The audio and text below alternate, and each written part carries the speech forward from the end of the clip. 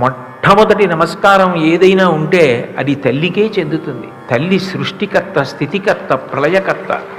ఎవ్వడు సృజించు ప్రాణుల ఎవ్వడు రక్షించు త్రుంచు ఎవ్వడనంతుండెవ్వడు విభుడెవ్వడు వాడివిధమున మనుచు బినుచు హేలారతుడై అంటారు భాగవతంలో. ఏ ఒక్క పరబ్రహ్మము సృష్టి చేస్తోందో, ఏ ఒక్క పరబ్రహ్మము నిలబెడుతోందో, ఏ ఒక్క పరబ్రహ్మము ప్రళయం చేస్తోందో ఆ మూడిటిని కలిపి పరబ్రహ్మమని పిలుస్తారు. అదే బ్రహ్మ, విష్ణు, మహేశ్వరుడు అని 3 రూపాలతో కనపడుతోంది. 3 మూర్తులకును 3 లోకములకు 3 కాలములకు మూలమగుచు భేదమగుచు తితిక భేదమయ్యొప్పారు బ్రహ్మమనగ నీవే పాలనయన అంటారు పోతన గారు భాగవతంలో. ఆ 3 మూర్తుల సమాహార స్వరూపమైన పరబ్రహ్మము కంటితో చూడడానికి వీలైనది అమ్మ ఒక్కటే. అమ్మ లేని నాడు సృష్టి లేదు.